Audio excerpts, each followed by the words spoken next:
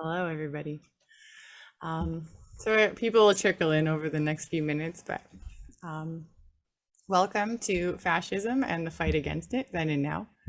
We are going to cover the history of fascism and the national and global fight against it. This is a presentation by Calgary Anti-Racist Action, Inclusive Canada, and the Community YYC. Before we start, of course, we're going to do a land acknowledgement. So a recognition that we are on stolen land is not enough when the genocide we call history still continues today and is reinforced by the daily lives of those unaware. Residential schools only closed their last doors in 1997, but the mentality of the residential schools live on. White people, imagine living in a place that not only normalizes genocide, but actually actively covers it up. We don't live here because a peaceful treaty was signed. We live here because white people before us brutally pushed their way in. This includes our current government, RCMP, and church. And we need to acknowledge this and the harmful systems it brought with it before we can even attempt to create reconciliation. It is a privilege to not know that you are living in such a way that makes a genocidal reality seem like regular everyday life. I would still like to recognize that the stolen land I am speaking from is rightfully the home of the Blackfoot Nations and was forced to be the home of Treaty 7. This land is the traditional territories where the Siksikaitsitsupi lived and practiced their oral traditions as far back as existence goes. These nations are Siksika, Kainai, and Piikani. Treaty 7 was signed on September 22, 1877 in a brutally unethical way.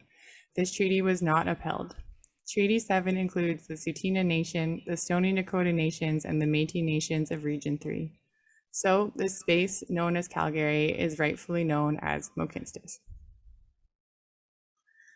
So thank you again for coming. We are excited to be both sharing important education and raising money to combat police brutality. Welcome to Jason Devine and William Brown from Anti-Racist Action.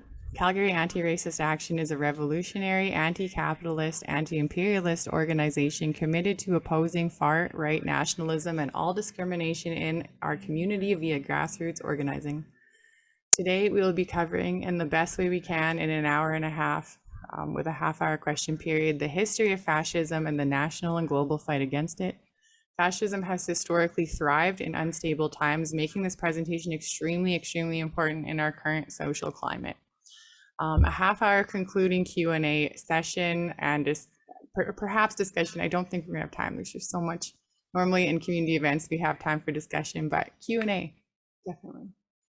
And we ask, of course, just for tolerant and respectful behavior during these discussions, during these questions. I will boot you, just kidding, not kidding. Please type the questions in the comments or in the Q&A section, and I will keep track of them, and then you will see me pop back up during the last hour to ask these questions to Jason and William. So until then, I'm going to pass things over. Thank you very much. All right, so yes, this is our presentation, Fascism and the Fight Against It, Then and Now. This is written and presented by Jason Devine and myself, William Brown of Calgary Anti-Racist Action, sponsored and hosted by Inclusive Canada and the Community YYC, and we thank them very much for putting that all together. And thank you all very much for coming here today. Without further ado, I think I'll just jump right in. I'll be covering the first little section here. Okay, let's see. So what is fascism? Fascism resists being given a single unified definition. Fascism has been described in many different ways, from more complex academic definitions like authoritarian, xenophobic, paleo-ultranationalism, to more simple or generalized statements like fascism is colonialism turned inwards. Either of these statements are correct in certain cases, but inaccurate or incorrect in others. As an example, I would say that the former statement correctly describes fascism in the United States of America, but the latter does not. This will be touched on again during the section on fascism and colonialism. So there are two reasons why fascism resists being given a single unified definition, or at least two important ones that we can discuss today. The first is the extreme opportunism of its leaders and movements. Opportunism in a political context refers to an individual or organization making decisions or taking action based on opportunities as they arise in spite of any principles. A historical example of this would be how the Nazis betrayed their own white supremacist principles out of necessity when they allied themselves militarily with countries whose people were not majority Aryan. Modern examples include the opportunistic use of Islam by theocratic fascists such as ISIS, a similar use of religion by the fascist evangelical movement in the United States, and of course, there is the recent phenomenon of fascists co-opting the so-called anti-mask movement, but we will discuss that more later. The important thing to take away from this is that fascism and fascists are a lot more flexible with their principles and how they organize than one might think, as long as a betrayal of any number of principles will allow said fascists to further their own agenda. Fascists are highly adaptable, and this is part of what makes them so dangerous. For our second point, we have its history of existing within various forms of government and alongside various other ideologies. As an example, many fascist states have been constitutional monarchies and or had state religions, whereas others, notably Nazi Germany, have not. Likewise, many fascist movements have different and even seemingly mutually exclusive views on things like religion, race, and sexual morality. Fascist movements, like any other political movements, are always products of their time and place they were born out of. However, no fascist movement is entirely unique from others, which brings me to the next thing I'd like to talk about, which is Umberto Eco's 14 features of fascism. In his 1995 essay, Fascism, Eco, who grew up in fascist Italy, outlines a list of 14 features that are typical of what he called fascism or eternal fascism. Eternal because it is idealist to suggest that fascism only came into being once Mussolini and other Italian far-right philosophers put a name to it. We can, and indeed we must, recognize and point out fascism as it existed before it was recognized as a formal ideology. As you may have already assumed from what I've said before, not all fascist movements will include all 14 features, and none of them are exclusive to fascism. But as I go through them now, I'll hopefully illustrate how they are useful for recognizing a fascist movement when enough of them are present. The first one we have is the cult of tradition. And if you'll give me a moment, I just need to pull up a second list of speakers' notes. There we go. So, sorry about this. Kind of get that situated. So the first one we have is the cult of tradition. This is the creation and obsession with a syncretic traditionalist mythology. Syncretic just meaning that it's a mishmash of a bunch of different things from various cultures. I think easily the best example to illustrate this is modern neo-Nazis today who are obsessed with protecting traditional Western culture, or they may even be honest with you and just say the white race. But when you ask them to explain what Western culture is, or even what the white race is, they'll go off on these screeds listing off the Spartans, Athenians, Romans, Templars, Vikings, and so on, even though some of these groups they claim heritage to existed at the same time, hated each other, and would have been angry at the insinuation that they belonged to the same culture. B, many of these cultures had aspects to them which these fascists would now consider degenerate, such as the fondness held by many men in ancient Greece for having sex with one another. And C, the vast majority of cultures and nations existed before whiteness or the white race existed, because those concepts that arose during the onset of settler colonialism, and these fascists are retroactively applying whiteness onto different peoples, some of whom, again, hated each other. Fascists do this because their movements and states require a highly aesthetic and theatrical cultural mythology to legitimize themselves. So next we have the rejection of modernity. Once again, this gets a bit tricky because exactly what point in history we entered the modern period will change depending on which fascist you ask.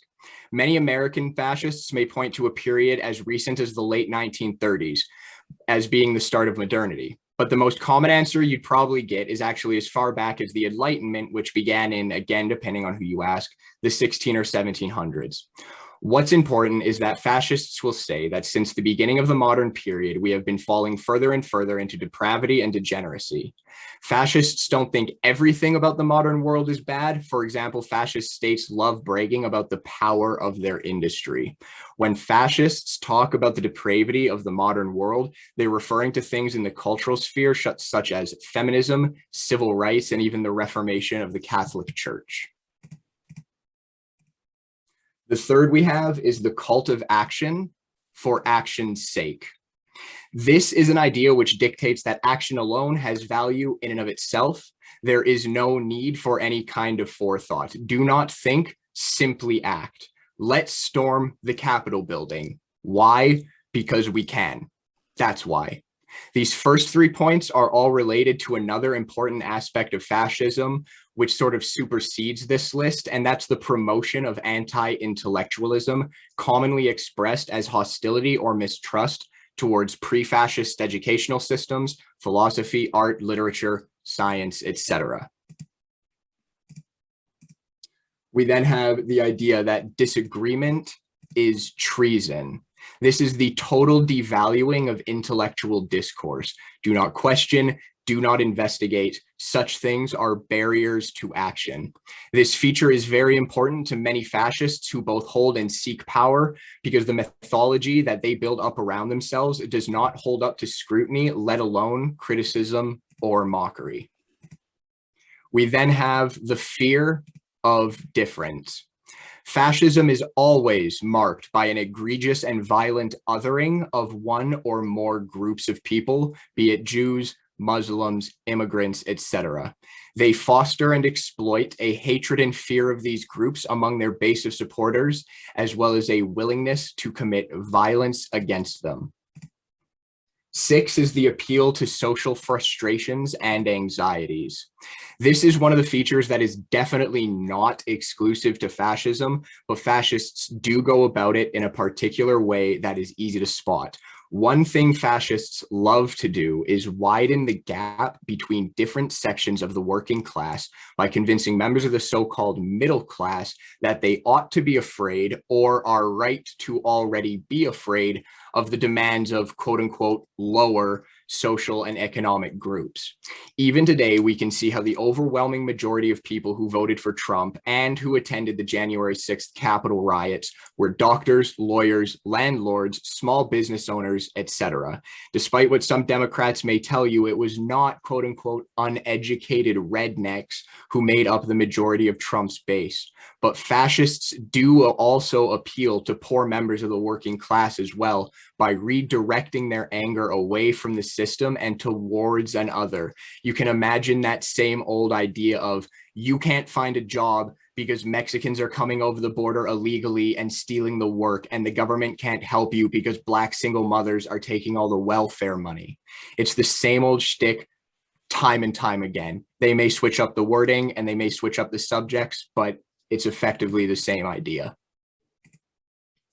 Next, we have the fascist obsession with a plot. However, I'm not going to get into this right now because we have a section later in the presentation dedicated just to fascist conspiracy theories, and that is what this is. So we can move right along to number 8, which is the idea that the enemy is both too strong and too weak. Fascists love this one, and it is one of the most common features among fascist movements. We see this rhetoric in how the Nazis portrayed Jewish people as being unhygienic, degenerate, and pathetic, but also an extremely dangerous existential threat to their cultures and nations. Today, you'll see, Today, you'll see this is how a lot of fascists talk about anti-fascists. To them, we are a bunch of effeminate weaklings with no jobs living in our parents' basements, and yet somehow we're also coming to destroy the very fabric of North American society and brainwash all of your children to believe in Black nationalist, transgender communism. Number 9 is the idea that life is permanent warfare.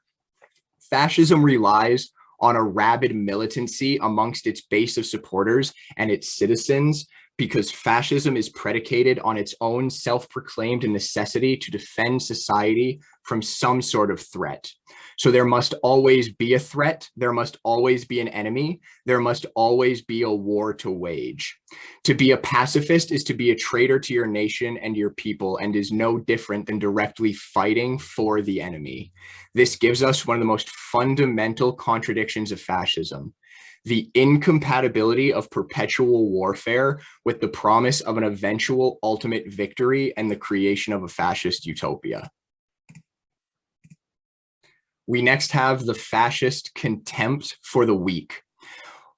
When fascists have created these groups of others, it is important that they don't just propagate the idea that these people are merely different and incompatible with the in-group, but rather that they are weaker and are to be hated for that weakness.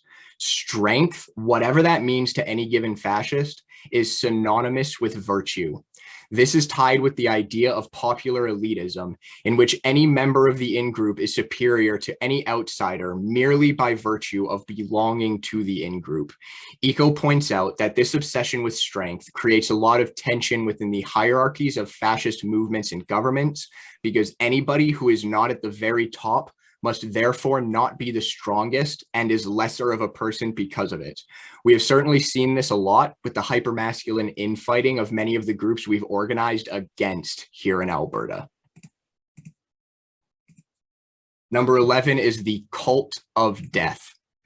Within fascist movements and states, everyone is trained and educated to be a hero who is impatient to die for the cause and eager to defeat as many enemies as they can before that happens. Obviously, this is tied close to the fascist necessity for permanent warfare, as they will always need new generations of grunts willing to sacrifice themselves. We then have machismo. Fascism is fundamentally anti-feminist, and as such, fascist movements are often obsessed with imagery of hypermasculinity. As Eco explains, fascists hold both disdain for women and intolerance or condemnation of perceived non-standard sexual habits, from chastity to homosexuality, unquote. This machismo is then exploited to more easily prime followers for violence. Of course, despite this, fascist movements will sometimes allow for the existence of women and or queer people within their movements, up to the point where it no longer benefits the movement. For a historic example of this, you can look at how the Nazi Party allowed for a few openly gay members in its high ranks until they were murdered during the Night of the Long Knives. And for a modern example, you can see how the alt-right exploited Milo Yiannopoulos to both deflect against accusations of homophobia and recruit a few expendable foot soldiers from the conservative demographics of the queer community. For number 13, we have selective populism. Fascists engage in an extremist right-wing populism. Now, anybody from any political ideology can partake in populism, as it is simply the idea of viewing society as being split between the people and the elites. The devil is in the details of who the people are, and more importantly, who the elites are. Very importantly, the proclaimed common will of the people will always be embodied and represented by the will of a fascist leader. Quoting Eco, "The leader holds himself as the interpreter of the popular will, though truly he dictates it," unquote. Finally, we have newspeak. As Eco explains, fascism speaks newspeak. All the Nazi or fascist school books made use of an impoverished vocabulary and an elementary syntax in order to limit the instruments of complex and critical reasoning, unquote. The Nazis also employed the use of terms like Lügenpresse or lying news, which of course has direct parallels to present-day American fascism's use of fake news. Many present-day fascists also employ an extensive use of internet memes as a form of communication, which I'll be talking about in a later section. It may seem odd at first to think of internet memes as something we need to seriously interrogate, but I can assure you that's exactly why fascists use them. As Eco says, we must be ready to identify other kinds of newspeak, even if they take the apparently innocent form of a popular talk show.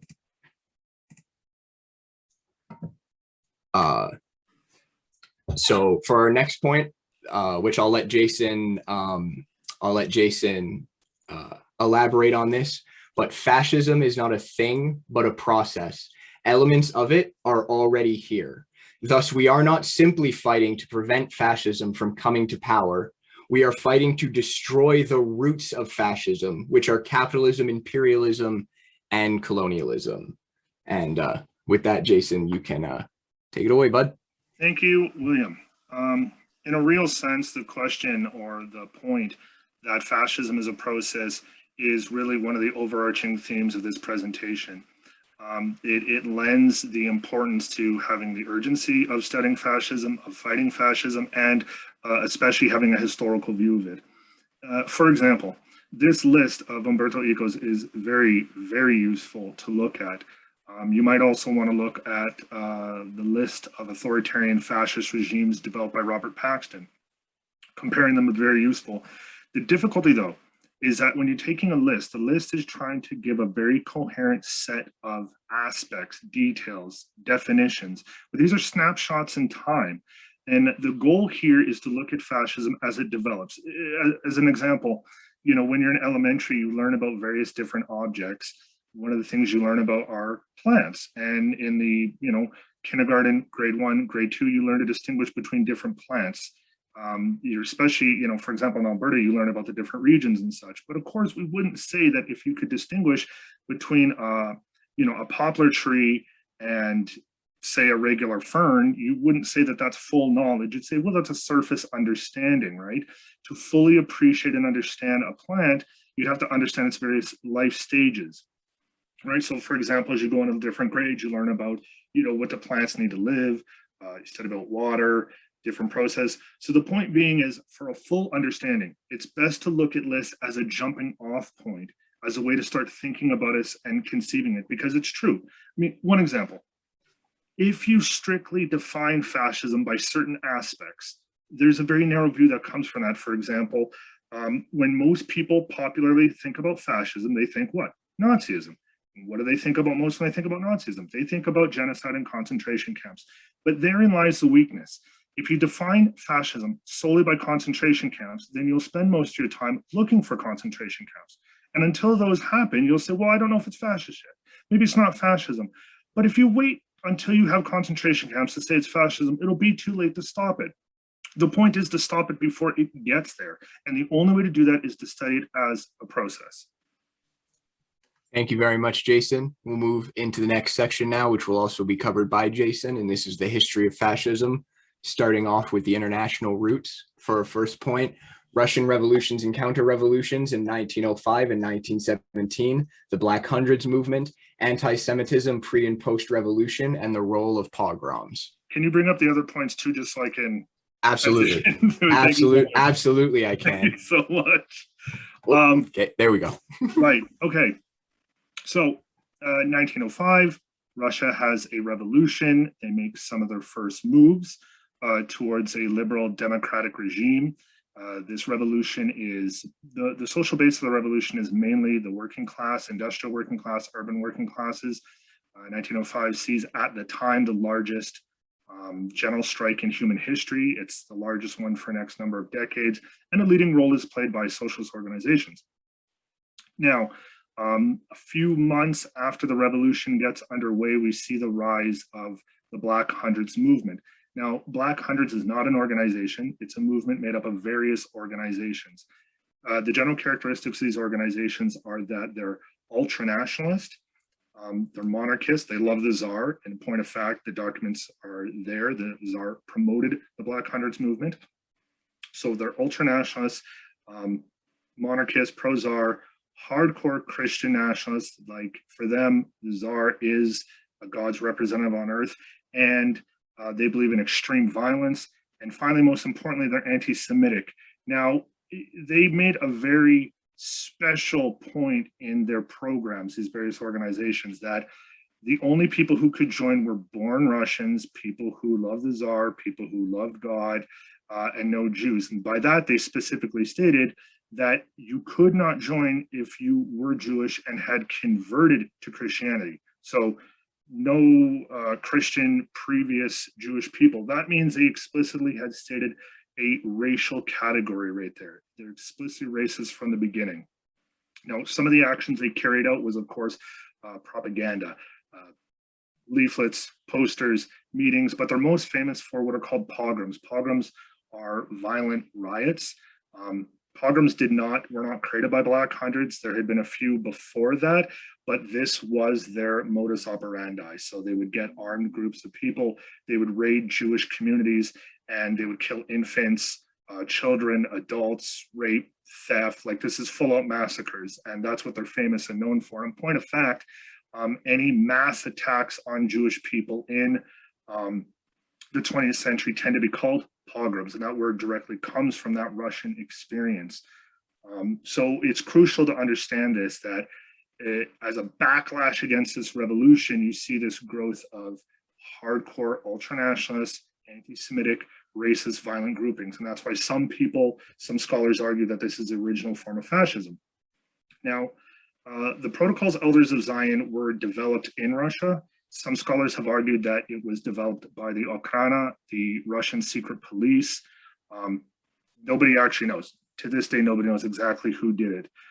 But it was there. It was written in Russia. It was printed there first between 1902 and 1903. Now, the Protocols Elders of Zion are absolutely crucial for understanding conspiracy theories in the 20th and 21st century. They literally are the template. If you don't know what they are. What? If I may. Yeah. I want to prime this by saying I do not think it's an exaggeration to say that at least every single major conspiracy theory that exists today, from the idea that George Soros funds Black Lives Matter to the idea that Kubrick filmed the moon landing, all of it can be traced back in one way or another to the Protocols of the Elders of Zion. And as we get into these more, you'll see more and more how fascism and fascist anti-Semitism is inseparably linked to anti-communism and anti-socialism. So please continue, Jason. My apologies. No, the connections are there. Absolutely. So in a nutshell, and I would encourage everyone to take the time to read this document or parts of it. It's lengthy. I mean, for example, everybody should study their opponent. This is some of the basis. In a nutshell, the Protocols Elders of Zion argue that there is a secret grouping, the Jewish people, who are trying to control the world. And they do this through media manipulation. At the time, because it's done 1902, 1903, they're doing it through liberalism, the banking system. So basically, the view being put across is there's a small cabal, an elite group, which is going around destabilizing countries. And this document, which of course the Protocols Elders of Zion are completely forged. It's an anti-Semitic document. None of it's real. It has no basis. It was created literally to spread hatred of Jewish people. But if you're an average person in Russia, you've read this, and you don't know what's going on, you might take it for good coin. Maybe this is real. Maybe I can't trust the government. Maybe I can't trust the banks. Maybe I can't do this. This is not to legitimate their point of view, but in this time, I want this, this should be held. Just because we have the internet and you have access to different points of view, fake news has always existed. There's always been propaganda, always conspiracies promoted. But what's crucial is this. I just said, what if you're this average person? Between 1902 and 1903, most people in Russia hadn't heard of the Protocols Elders of Zion, never read it, no idea. It only moves around elite circles. It was published in 1902 and 1903 by a religious Russian mystic, Sergei Nilus. He's the first one who had written it. Now, he'd written a book about the coming of the Antichrist, and in his later edition, he included it. Now, his later edition is 1905. So after the first Russian Revolution happens, he comes out with another edition, and he includes the Protocols of Elders of Zion in this book. Of course, his point of view is the Jewish people are, part of this Satanist plot to take over the world and destabilize Russia. Now we go forward to the revolution, 1917. I hope everyone knows that during the revolution, the Bolsheviks had ended up getting rid of the royal family, taking out the Tsar, the Tsarina, etc.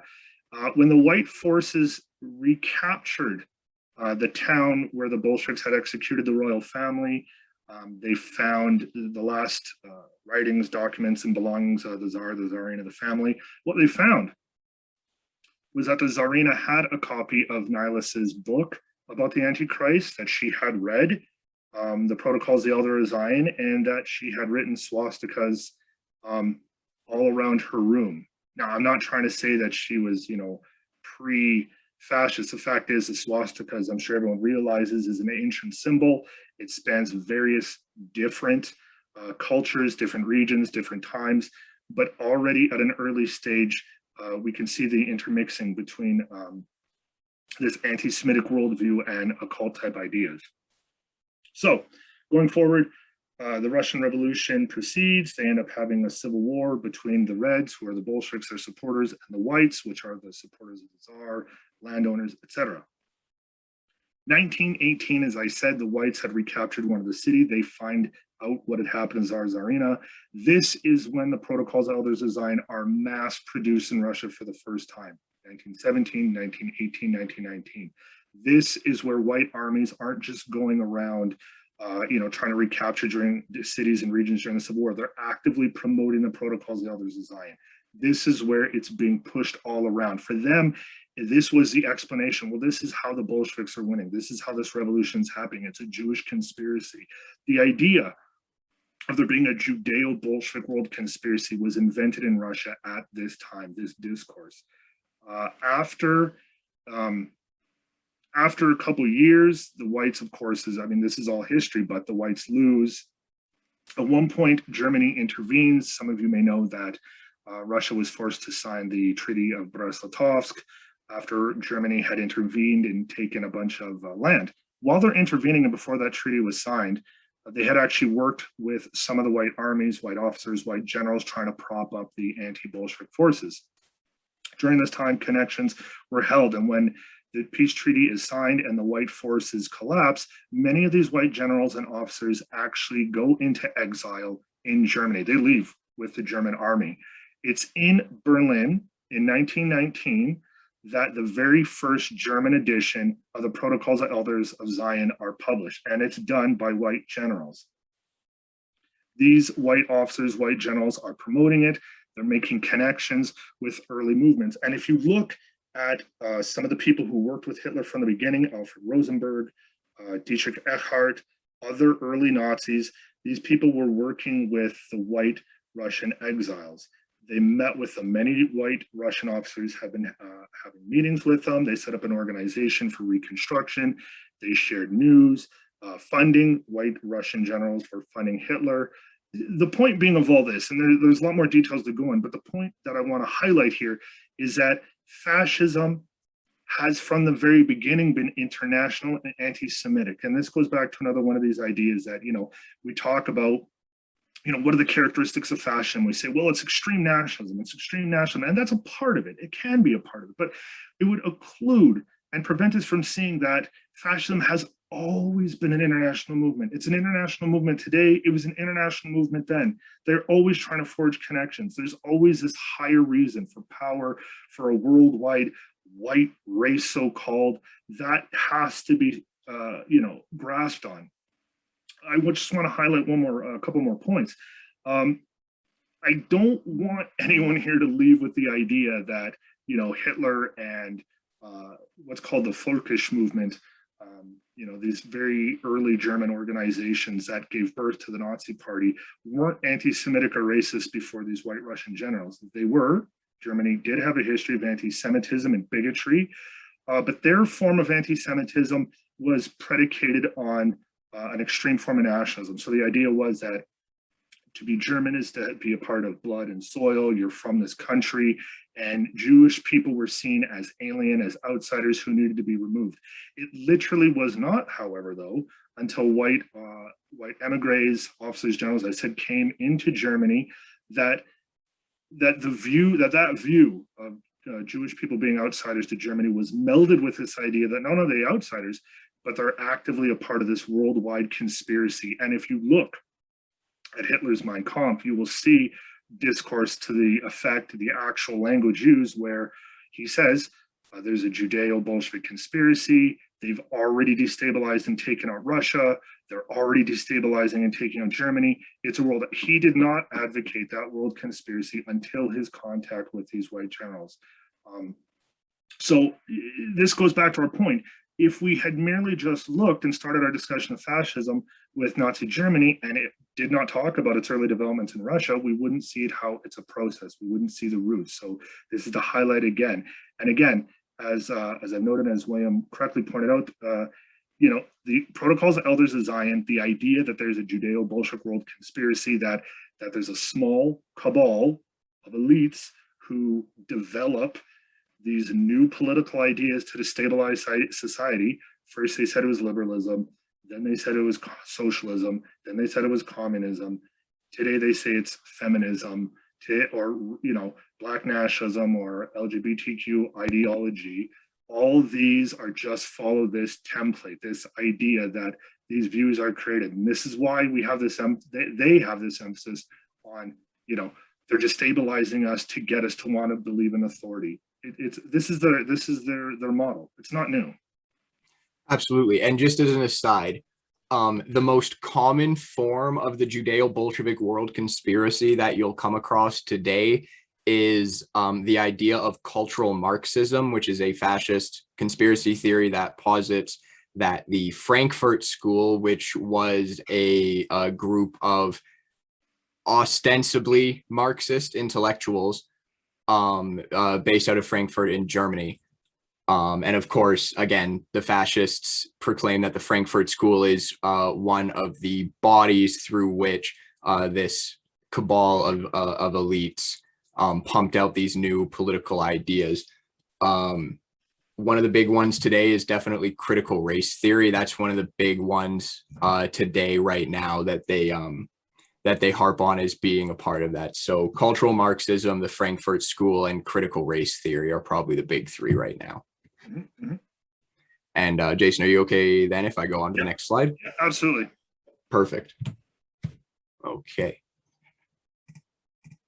So we then have the history of fascism continued, the history of fascism in Canada and locally. So the first point we have here is settler colonialism as the fascism, the soil of hate. So Jason will be covering the rest of this slide, but I'd like to speak on this first point specifically because it's a question that's very important to me. If we are to identify the deepest roots of fascism, then next to capitalism, imperialism, we will find settler colonialism. From King Leopold II of Belgium's enslavement to the Congo, Christopher Columbus's genocide of the Taino people, the manifest destiny of the United States of America, the residential school system in Canada, the list goes on. These were the blueprints from which the Third Reich was built, from which fascist Italy was built, and so on. If indeed there is an eternal fascism that can be identified prior to the Italian fascists themselves, then it is found most clearly in settler colonialism. Earlier, I mentioned that one definition given of fascism is colonialism turned inward. This was given by an anonymous anarchist out of Europe, and for the fascist dictatorships that emerged in Europe, I think this is very true. After all, as it has also been said, the only reason that the crime of the Nazis were considered crimes at all by the other European powers is because they were committed on European soil rather than anywhere else. But then this begs the question: if settler colonialism can be identified as an eternal fascism, and Canada is a settler colony, is Canada a fascist state? I wrestled with this question for quite some time. It is not one at all that I take lightly. As I have stated earlier, fascism, as we have stated earlier, fascism is a process and elements of it are already here. Certainly the Canadian government, the Canadian state, has taken fascist actions in the past, and there are fascist elements baked into the foundational legal framework of Canada that protects exploiters and an economy dependent upon military-backed hegemony for corporate expansion around the globe. But these alone do not a fascist state make.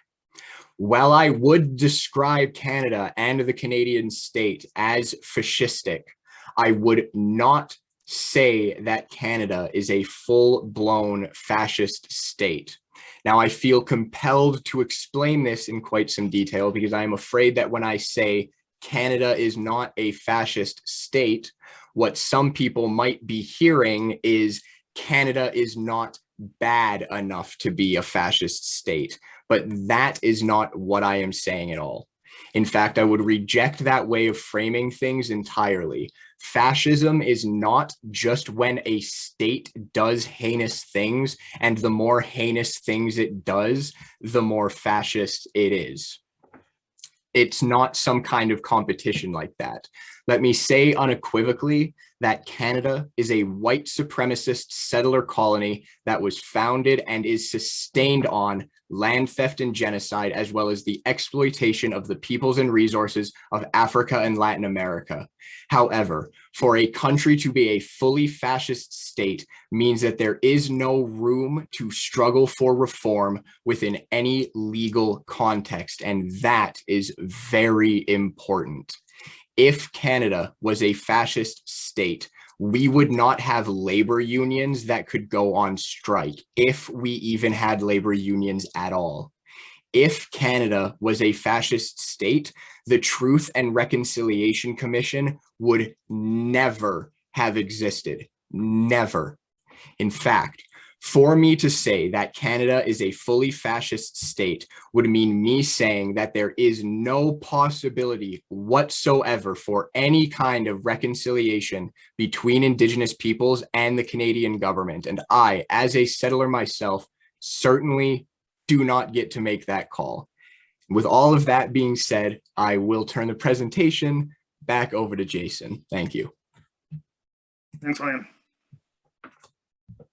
One of the key aspects to think about in terms of the roots of fascism in Canada and settler colonialism is the development, what I call the development and extension of whiteness. Now, of course, as a part of the settler colonial project, the Canadian state always sought to swamp the population with more Western Europeans, specifically what was termed Anglo-Saxon. The fact of the matter is, since the advent of Canadian capitalist imperialism, there has never been enough labor in this country. Our population growth has never reached really positive terms except for a few decades. Most of the time we have negative population growth. And so the demands of the capitalist market in this country have always called for more labor.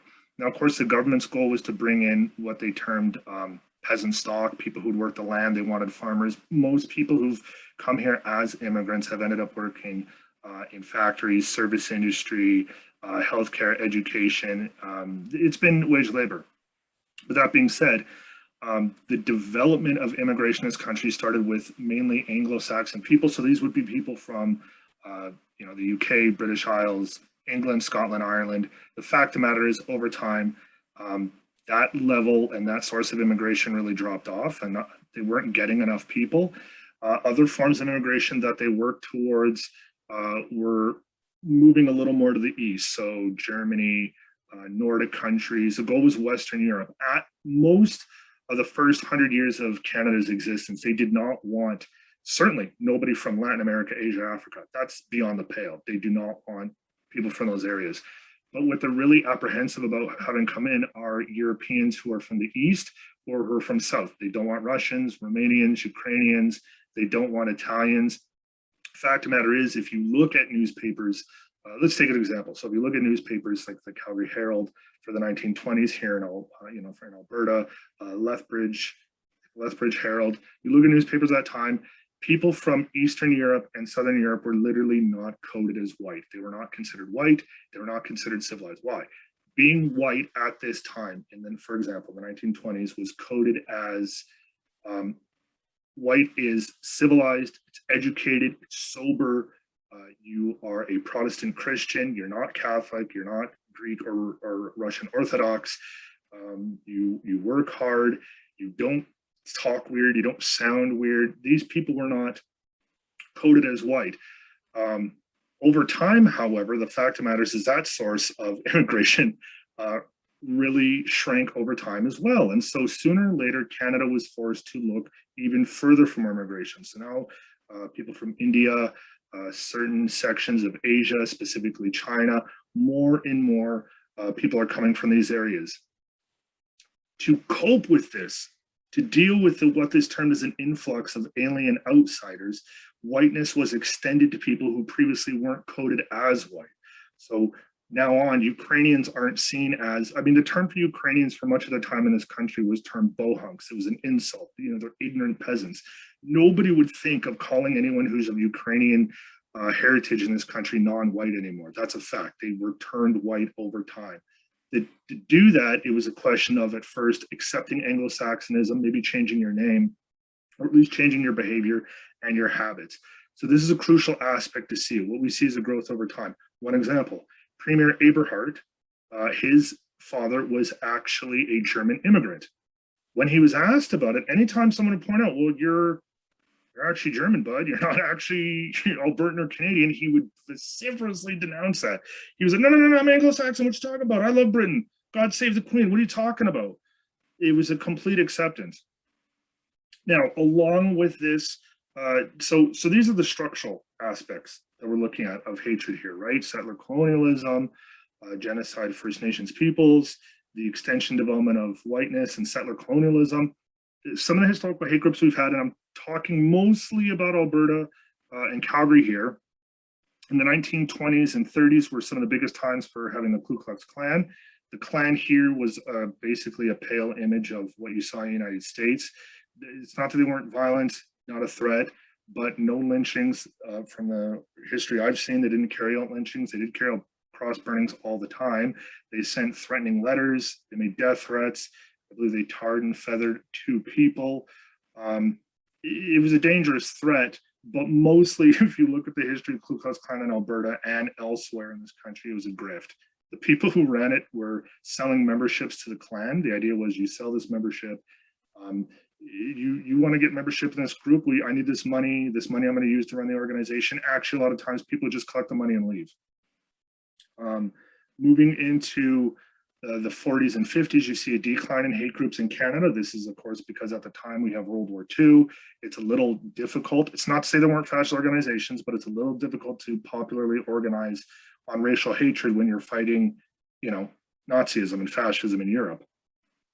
Moving into the 70s, 80s, we have groups here in Alberta and Saskatchewan, such as the Aryan Nation, Church Crater, and the Heritage Front. And these were groups that focused on not just internal organizing, raising money and propaganda, but actually engaged in public action, marches, cross burnings, hatred, violence.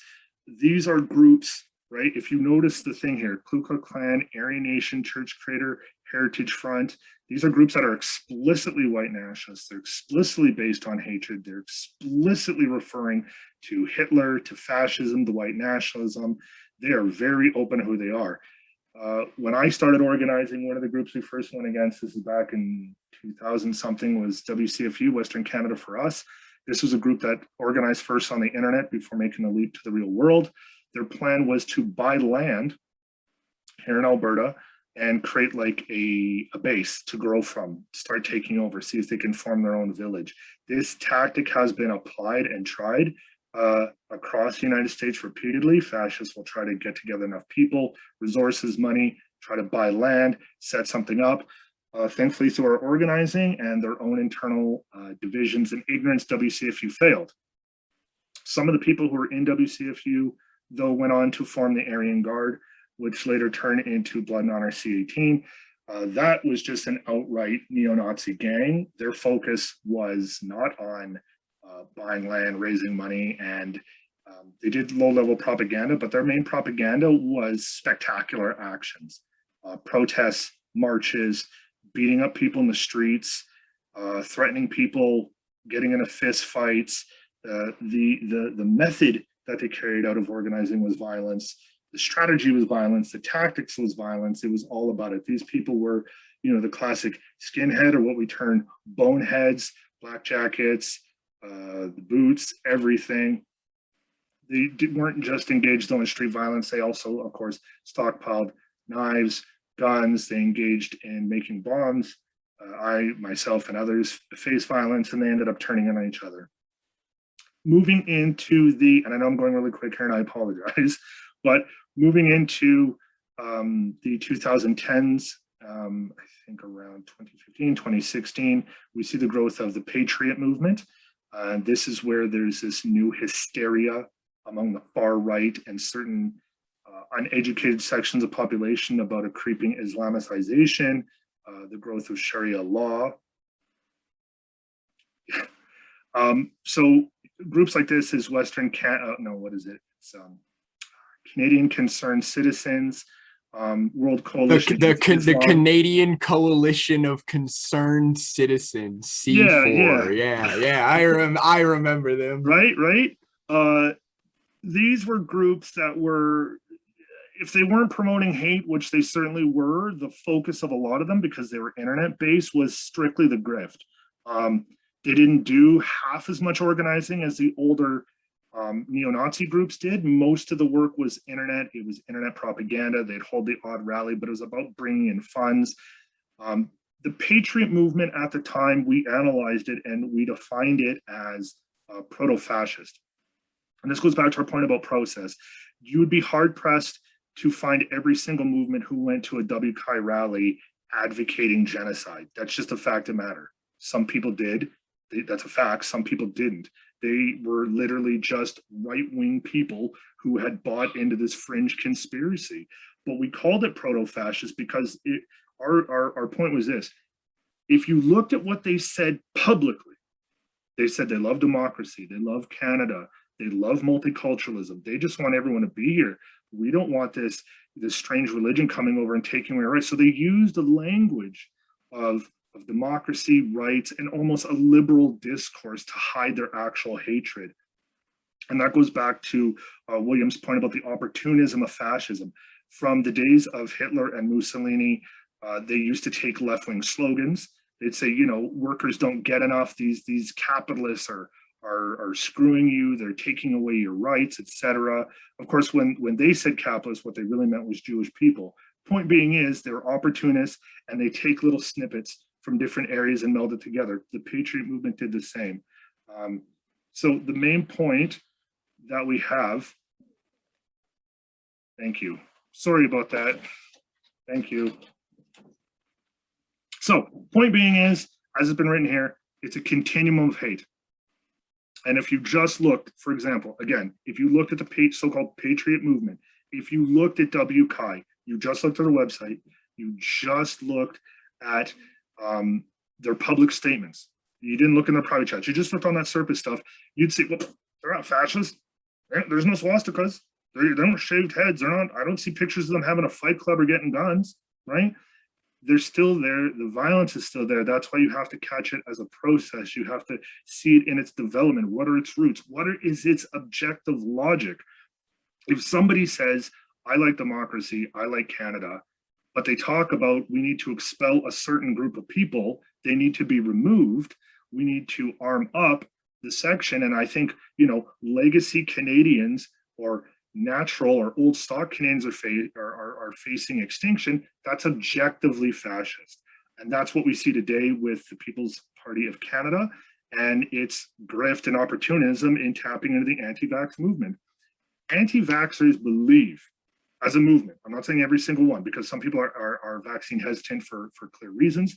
Obviously, there are a tiny minority of individuals who can't have vaccines because of health issues. We're not talking about that. We're talking about the anti-vaccine movement that is trafficking in conspiracy theories, that says that there's a cabal, an elite, whether it's big pharma or it's the globalists who want to chip you or who want to infect you to weaken your system, or who have brought in these mandates because, well, this is all, the COVID's it's not real, it's hysteria. This is to stabilize us and take away our rights. The anti-vax movement and People's Party of Canada are both objectively fascist. It's a fact. People's Party of Canada has people who are known neo-Nazis, white nationalists, etc. Both those so-called movements or organizations are honeycombed with people who are white supremacists, with people who are neo-Nazis, with people who traffic in hate. So yeah, just because you're not flying a swastika doesn't mean you're not objectively engaging in actions that are leading to fascism. Absolutely. For our next slide, we have fascist strategy and tactics. This one's kind of going to be a mix of me and Jason point by point. If Jason would like to start out with discussing fascist use of violence, and then I'll take on some points from there. Right. To take an example, when we were protesting against, for example, WCI, surface view, a person might say, well, they're just ignorant Islamophobes. But what we always argued is these people are not theologians. This is not people who have like a religious difference with Islam, who don't want to engage in discourse. This is just pure hatred. Yes. The violence of fascism as a discourse is the utter dehumanization of any humanity. They don't believe in it. They want to wipe it away. We could have a debate if we agree on common terms. And this is one of the reasons, of course, why anti-fascists generally believe in deplatforming fascists. To have a debate and a discussion with someone means that you have to agree on certain basic principles. You have to agree on certain common terms. How could you debate with someone who denies your very humanity? There's no way for it. So the violence of fascism extends from their discourse, which is dehumanizing, to its practice. And that's why I say in the streets in the dark. Fascists will go from, trolling, doxing people. Of course, I myself have had my house firebombed. I've had the windows smashed out in the middle of the night. I know people who've literally been jumped in the streets by neo-Nazis and people who aren't even fascists. These are just people walking down the street and they're like, oh, I'm just going to jump on you and beat you up. The point being is that violence is the language, both physically and verbally. It is the thought structure. It is the alpha and the omega. It is the beginning and the end. It is about violence. And that, again, that links back to Umberto Eco's, one of his points. Violence is crucial, and that's one thing.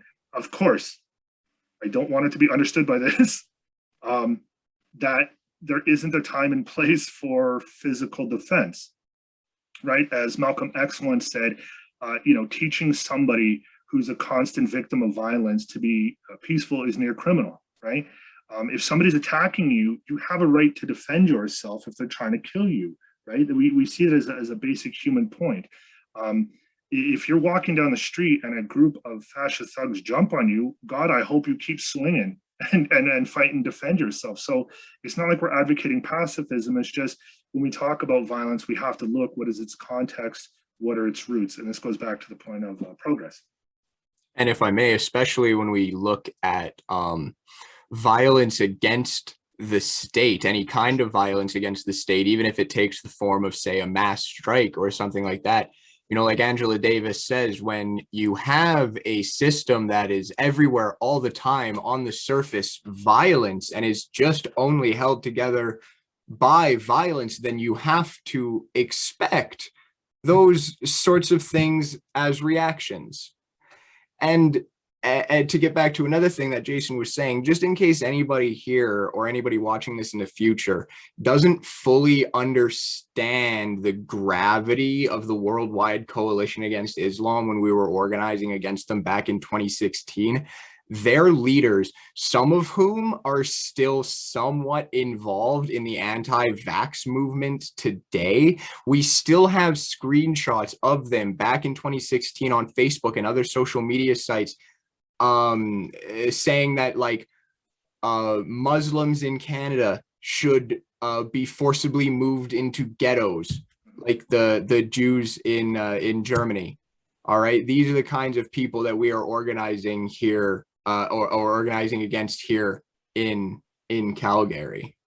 But then to move on to our second point on this slide, dog whistles, those that are to signal to other fascists, those that are a signal to the marginalized, and those that are meant to poison common discourse.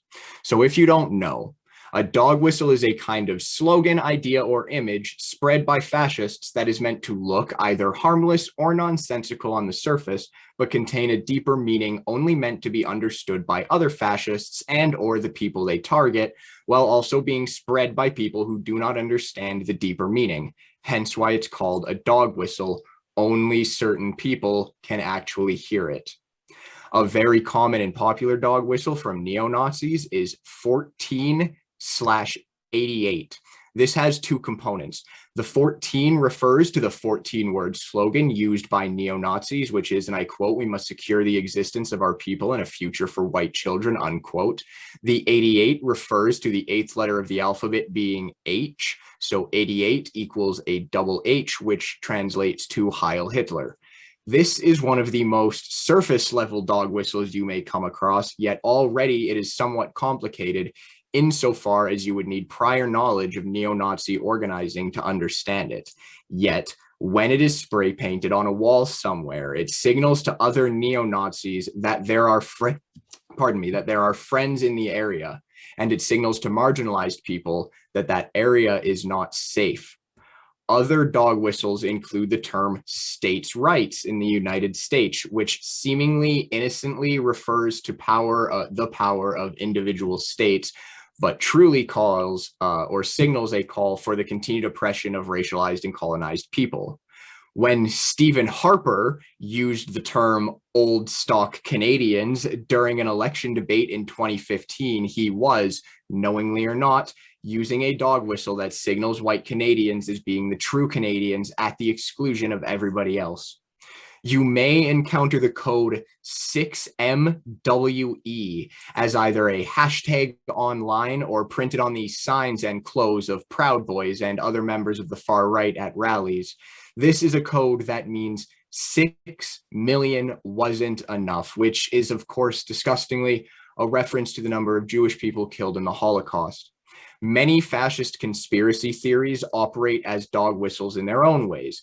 The Rothschilds conspiracy is often propagated by those who see it only as an assertion that a powerful banking family has far more power than people realize and control many major events in the world, without knowing that the conspiracy theory was started by Nazis with the intention of spreading the idea that Jewish people control the world.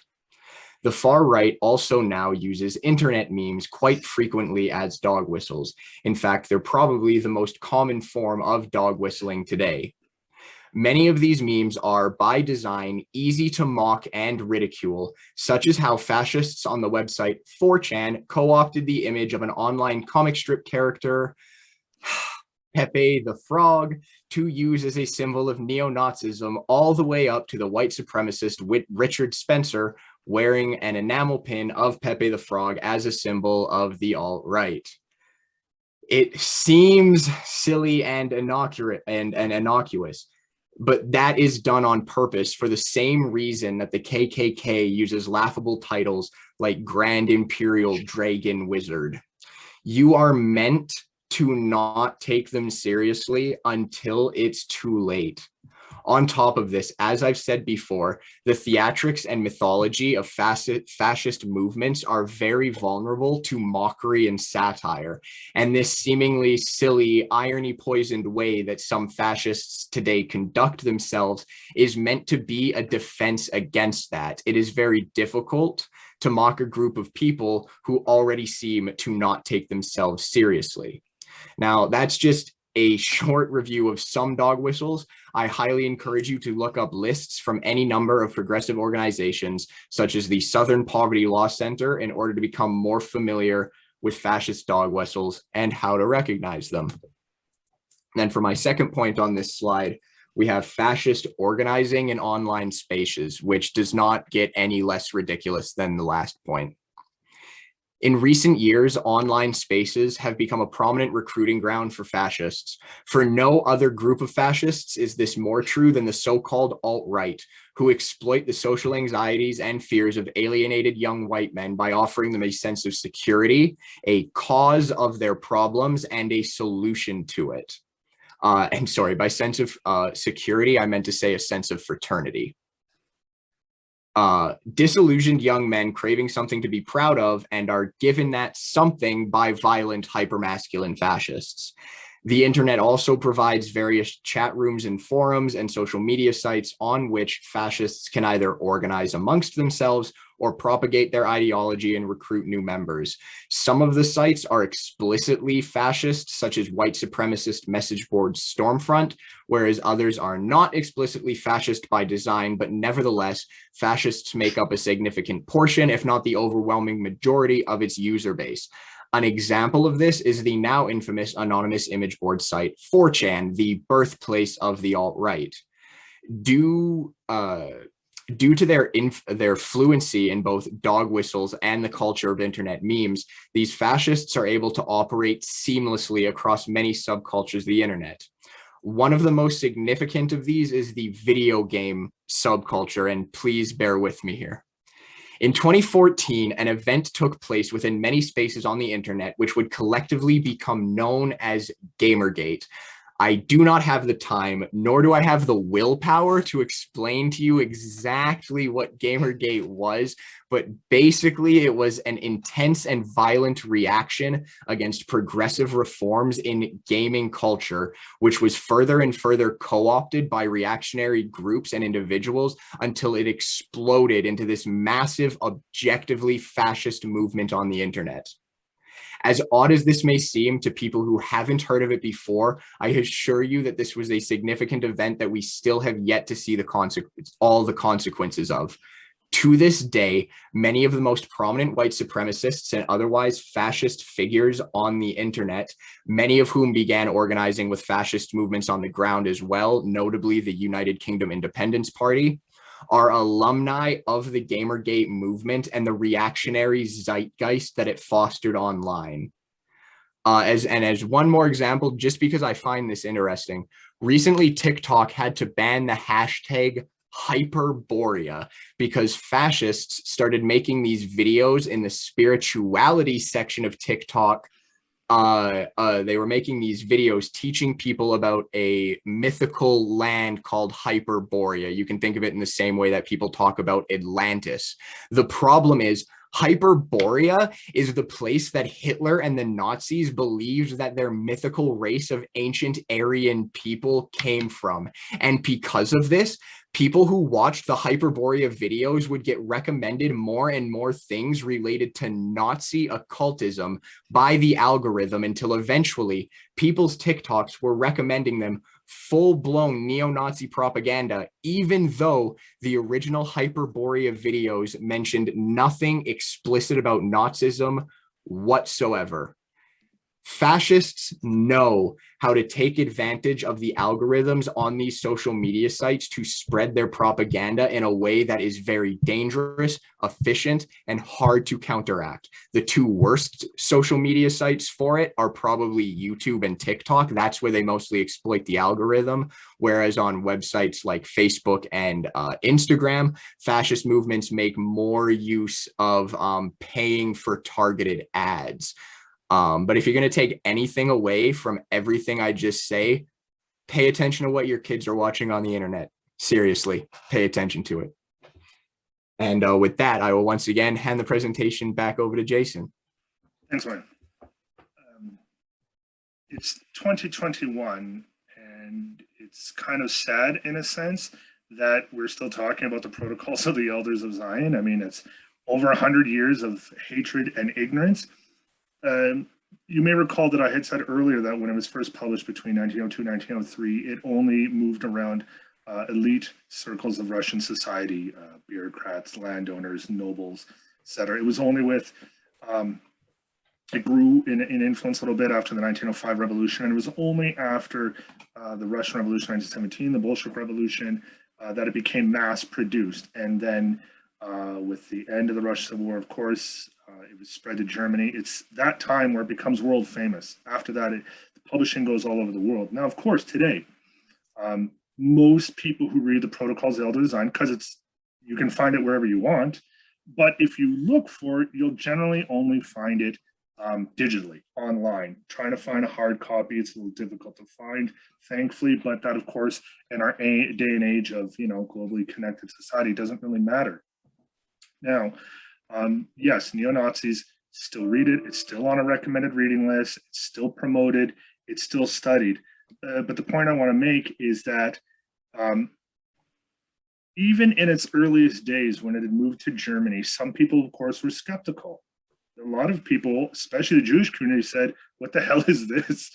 This isn't real. What are you talking about?"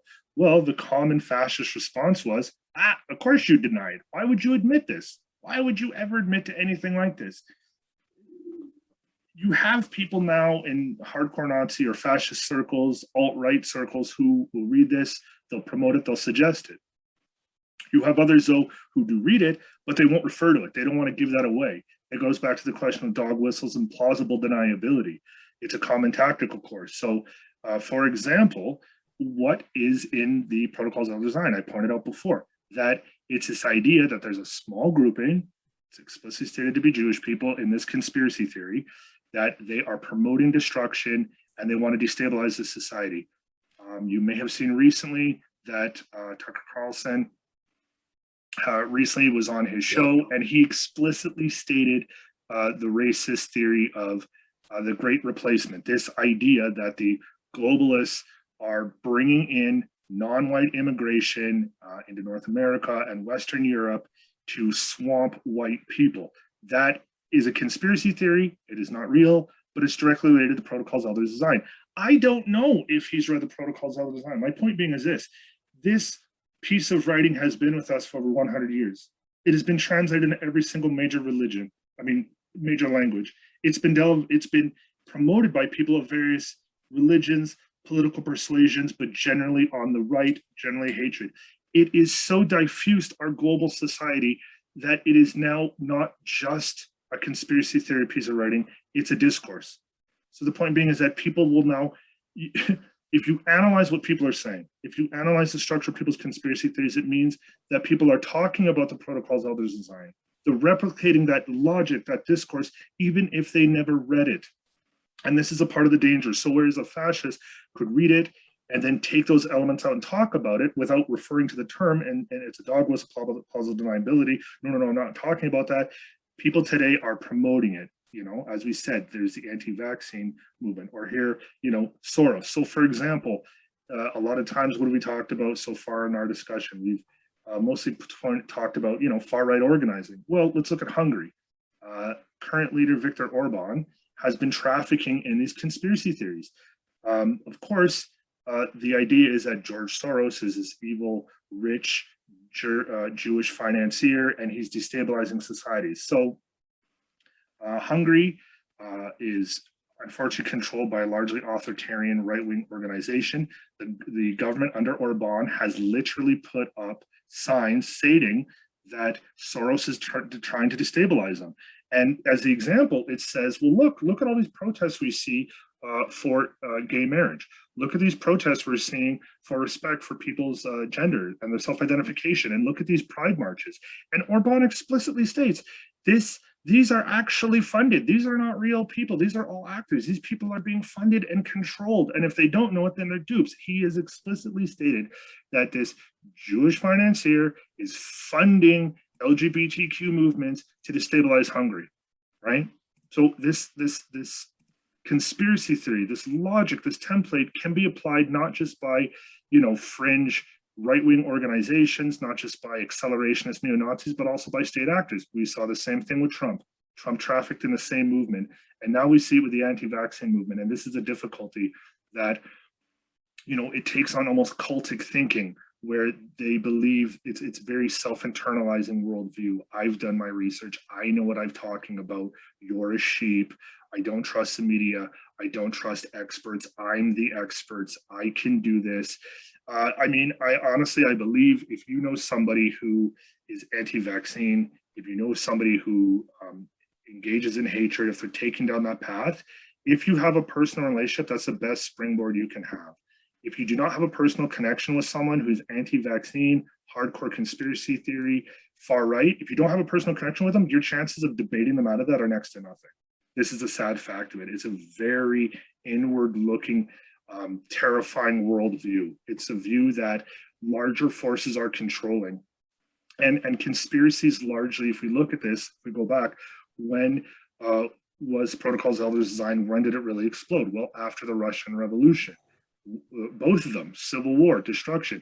When did it really blow up? When did the Nazi movement really develop? Well, you see the destabilization of the Weimar government, you had revolution, then you have Great Depression.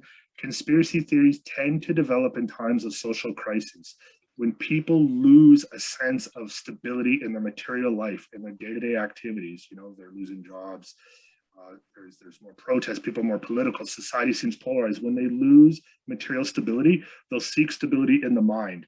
They seek to understand and rationalize what's going on. So the way our society is set up, conspiracy theories are almost a natural development. The best thing that we can do is organize against it, carry on education in a broad way. And if you have a personal connection, of course, try to reach out and do it. But I mean, is our point here, you know, co-opting the popular movement, Save the Children, anti-mask. It starts on surface stuff. Anyone who says, you know, child abuse doesn't exist, you wouldn't believe them, right? You'd say, of course, child abuse. There are people who traffic children, of course. That's horrible. That's horrendous. Nobody would not denounce that. But that's an entry group. It's an entry point for someone to exploit that and then go further. And I had a friend who unfortunately had got in, you know, picked up on the Save the Children discourse and conspiracy theories. She literally had promoted the whole Wayfair conspiracy theory, if anyone remembers that one, you know, like the trafficking kids in the furniture. Then she got into QAnon, and I tried to reason with her. I was like, yo, like, what you're talking about is unfortunately wrong, not real, and you're engaging in anti-Semitic tropes. Well, that didn't go anywhere. That was that. But, you know, you got to keep going. Unfortunately, we do not have time today to talk about QAnon. That would have to be a whole other presentation in and of itself, ladies and gentlemen. Not a chance. It is. But to continue, you know, just like political parties Overton window, it is a classic, or it's a current fascist tactic right now. Again, process changing, different forms.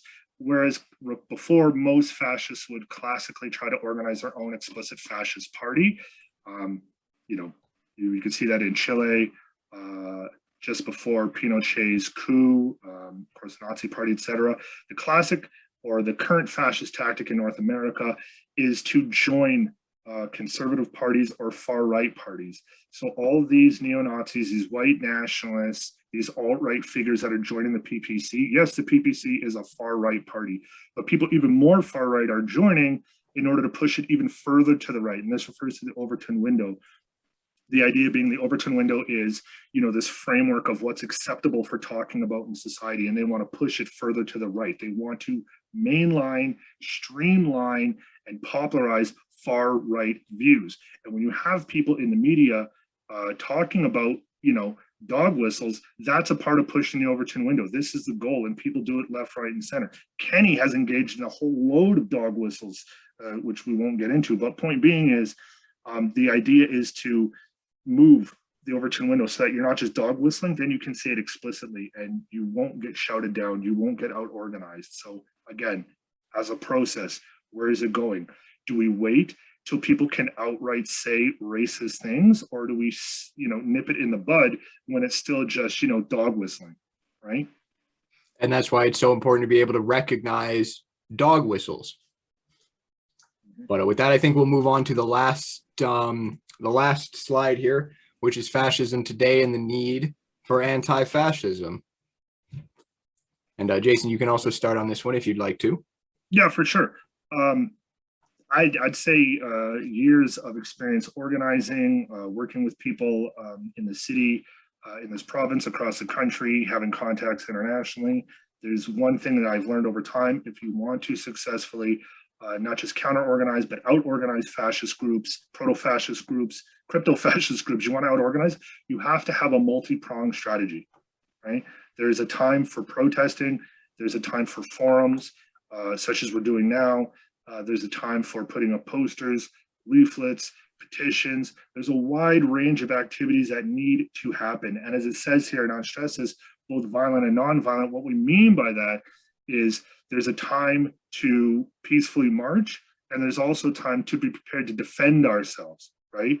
The fact of the matter is, one of the biggest strides that was made in the New Left in the United States in the 70s was when you had the Black Panthers exercising their democratic rights to arm themselves publicly and to serve notice. We're not going to stand by while, you know, the KKK, white racists, the American Nazi Party come shooting at us. We will defend ourselves. And so, you know, what we're saying is, when it comes to tactics, it's generally not an either or.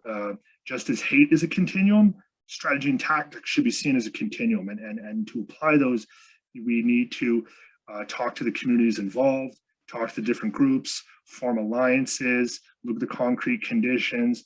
This isn't a question of a single individual. It should be a collective approach. Absolutely. Absolutely.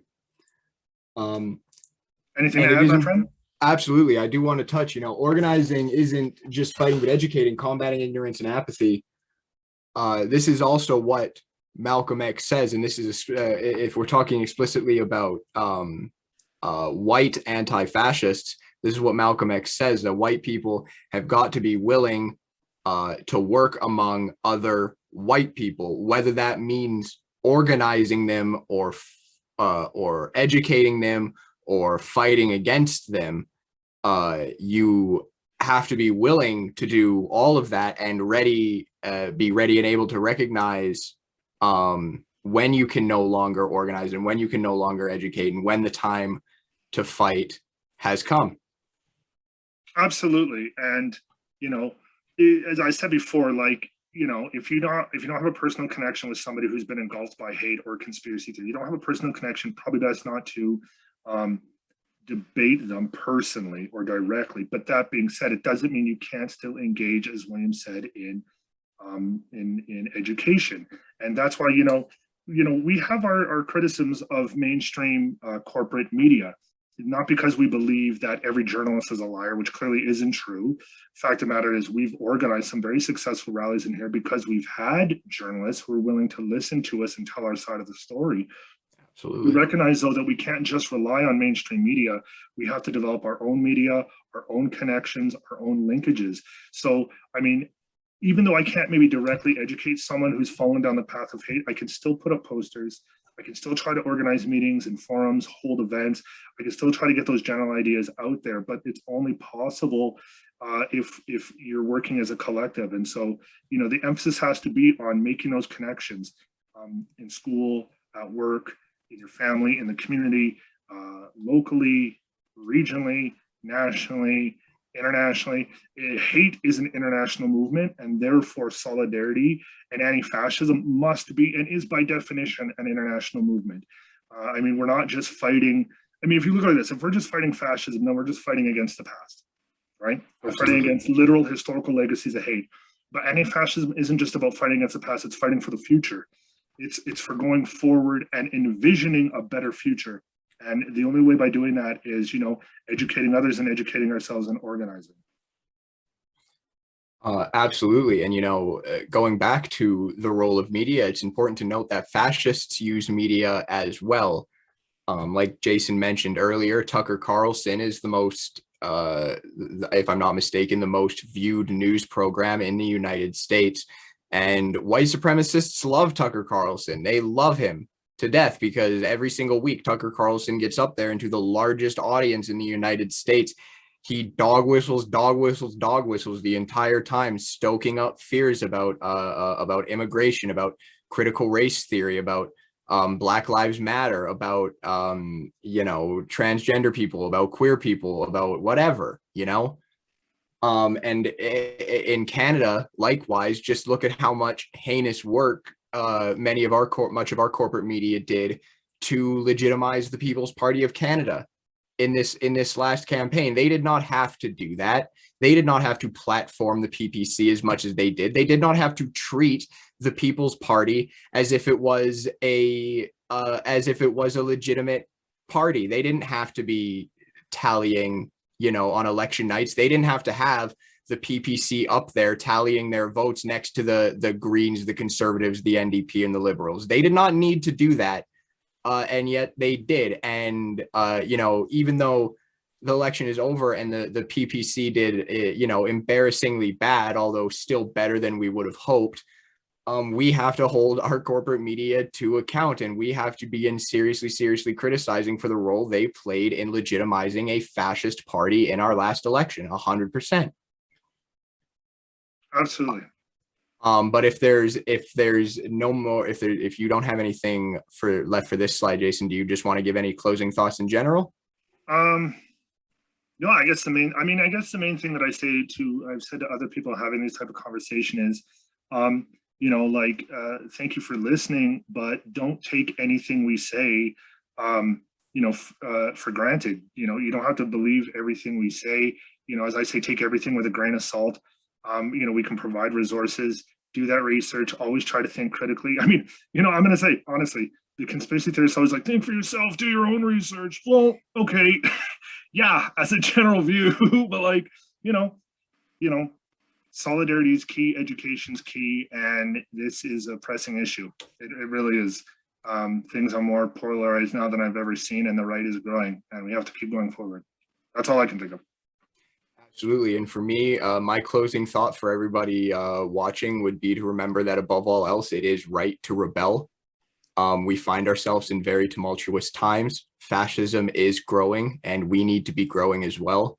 I would encourage anybody listening to this to get involved in any way that they can. Specifically, look at the different organizations that are here in Calgary, be it the community, BLM-YYC, Inclusive Canada, or Calgary ARA. You can message Jason and I on Facebook if you think, you can message our page on Facebook if you think our organization might be a good fit for you, and we will take the time out of our days to, meet up with you and discuss things with you and see how you can get more involved in the movement.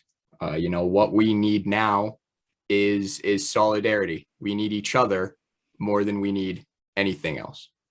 And so with that being said, I will conclude this presentation by saying thank you to Inclusive Canada and the Community YYC for sponsoring and hosting this event.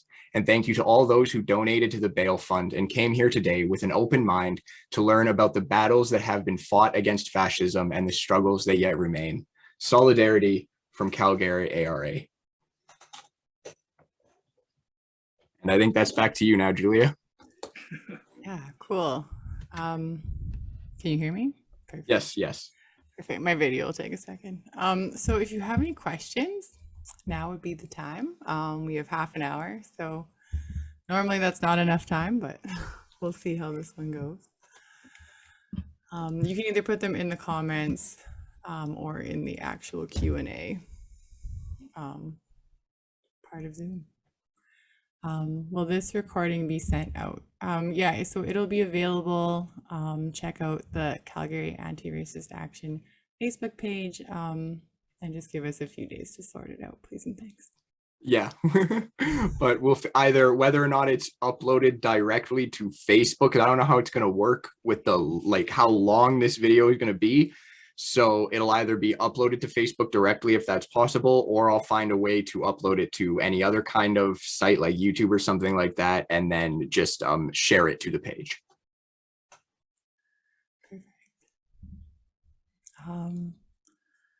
Just looking through the comments, I did respond to this person, but someone commented that their brother is falling for this crap and voted for the PPC and insists that people are brainwashing children to believe that they are trans and non-binary. That's pretty messed up.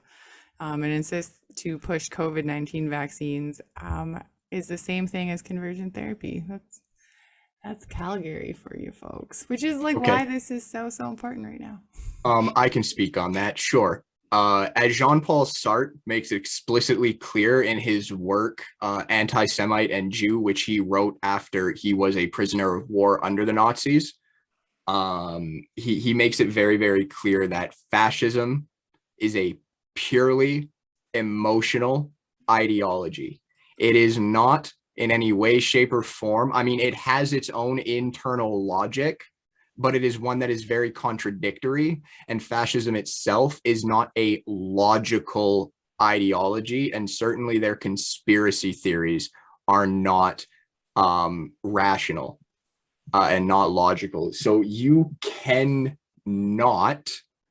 absolutely cannot out logic or, reason somebody out of a fundamentally unreasonable position. People believe in these fascist conspiracy theories because they need something. They are feeling alienated and they feel dejected, they feel disenfranchised, whatever. They need something. As Antonio Gramsci says, the challenge of modernity is to live without illusions, without becoming disillusioned. But so the only way you can save these people who are become so emotionally attached to these fascist conspiracy theories is frankly to give them something else to care about. And for me, that is just frankly to begin radicalizing them towards left-wing politics, towards anti-fascism.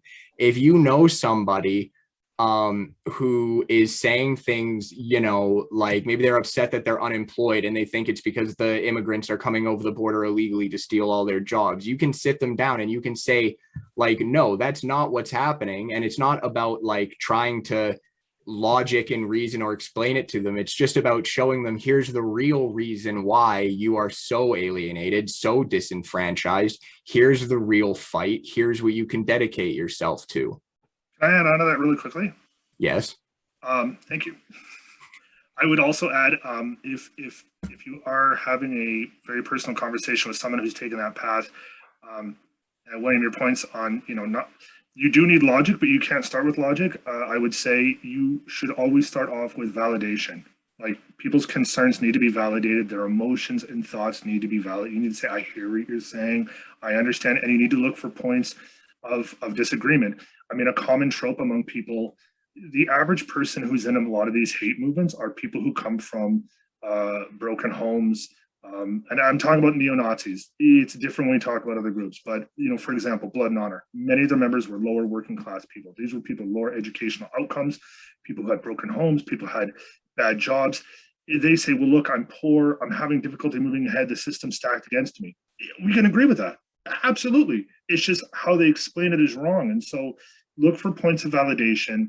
As you said, come with that emotion, come with that understanding, and then you slowly work in, as you said, the facts, the different, but that's the difficulty with it.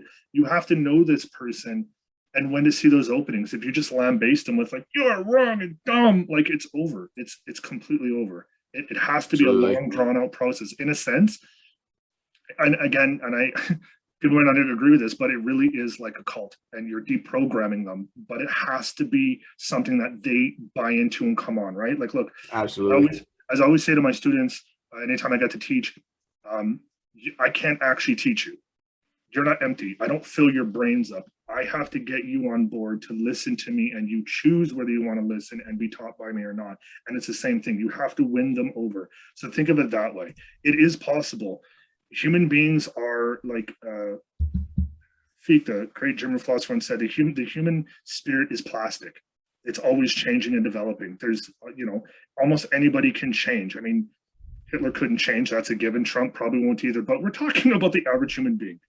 They can win. Some people can be recovered. People can reach some level of redemption. I think it was Yasser Arafat. This may seem a little out of left field, but I believe it was Yasser Arafat, longtime leader of the Palestinian Liberation Organization, who said, I come in one hand carrying an olive branch of solidarity, and in the other, I hold the rifle of my liberation, and by God, do not make me drop the olive branch. We have one more question came in. That's a good one, actually. They're all good, but this is a real good one. How do you differentiate between reasonable degrees of rebellion and extremism?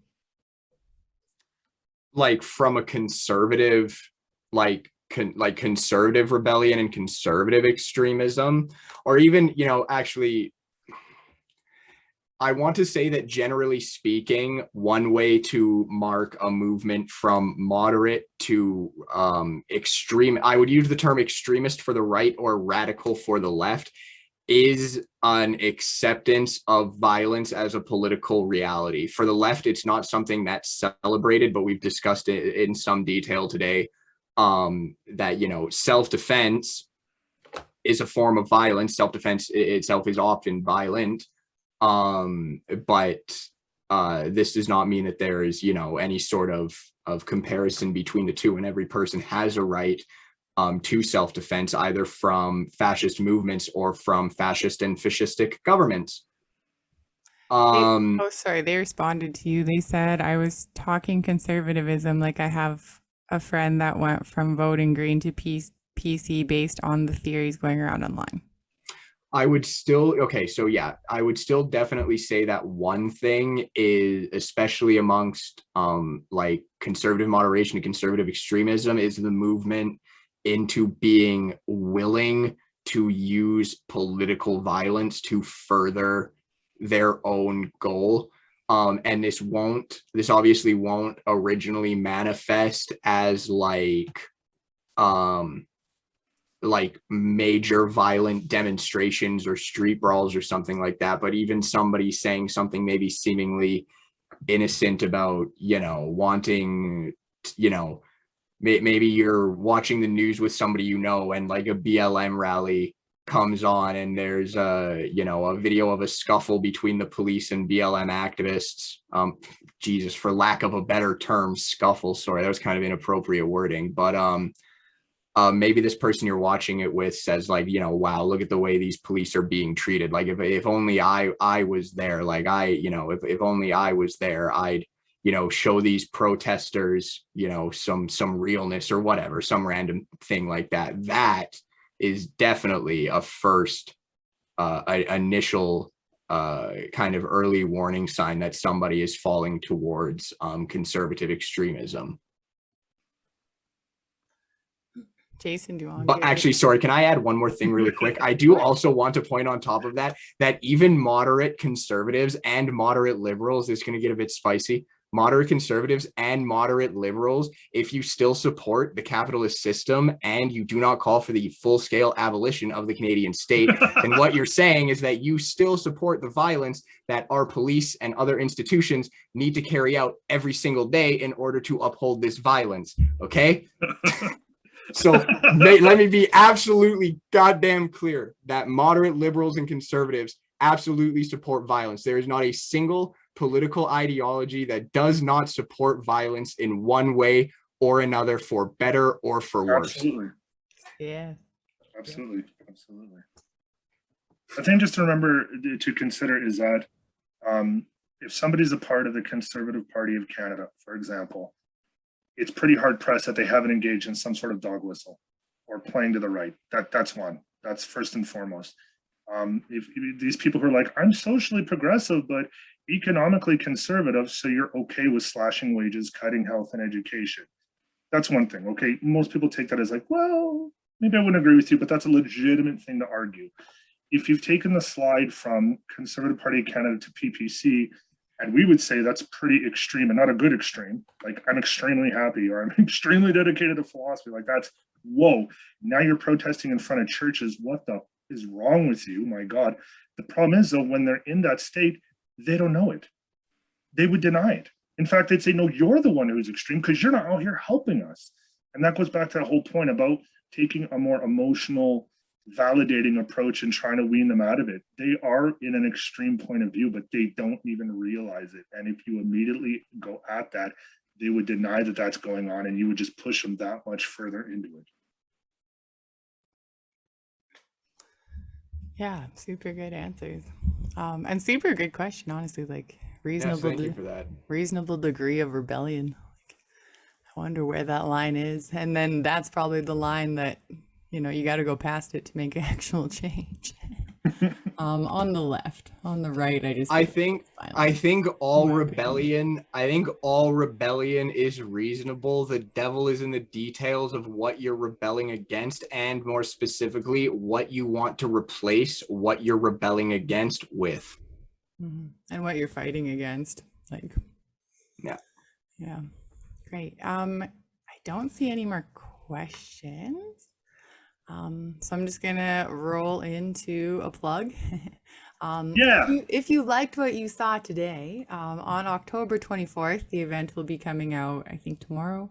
There'll be a panel called Real History. It's going to be featuring these two lovely humans and also Brad Gallimore from the Live Foundation, so Lordminster and Vermilion for Equity.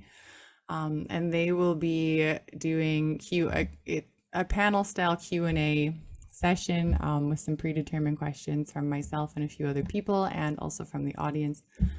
So if you like this, or if you didn't like this, if you know some people that this might be helpful for, bring them, let them ask some questions. These people are tough cookies, so. And just really quickly, I do see that Taylor just typed up that she does have a question for both of us. If she wanted to finish typing out that question, we can answer it. Oh, sure, yeah.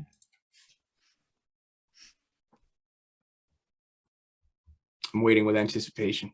While you're writing, write down October 24th. Yes, October 24th. Remember, and it's definitely good to write that down and remember it, because I kind of forgot about it until Julia just mentioned it again just now. I remember the event, not the date. So please remind me the date later in the future. The intellectual giants behind Calgary ARA, right? It's okay. I might be teaching math by then. I don't know. I actually, in the middle of your presentation, grabbed my day timer to look at the date. Okay. Oh, this is a really good question. Wow. Do you want to read it, Julia? Yeah. Just before we do though, someone asked what event is it? So there will be a panel on real history. So like the real, not whitewashed history, what we're discussing today, but more historically broad, with these two fine people and with one other person. And the event will be available on the community or Calgary Anti-Racist Action page. You'll see it. And also really quickly, if I can just say, it was Sebastian who asked that question. Just want to say really quickly, hey, Sebastian, hope you're doing well, man. Oh, very nice. Okay, I'm going to read Taylor's question. So to you personally, what do you see the next 10 to 30 years look like in the fight against fascism globally? What are 3 things you suggest for people to do right now after they get off this call and move forward? So 2-part question. First part, where do you see the next 10 to 30 years in the fight for fascism looking like? I see the fight against fascism in the next 10 to 30 years only escalating and only getting more desperate. We are nowhere near the climax. In fact, we are still in the middle of a global rise of the far right all across the world, everywhere from countries in Asia to Europe to here in North America, and especially in Latin America as well. Fascist movements are only here in Calgary, in Canada, Alberta, whatever specifically, fascist movements are only getting more and more emboldened, and more people are starting to once again embrace far right fascist ideas.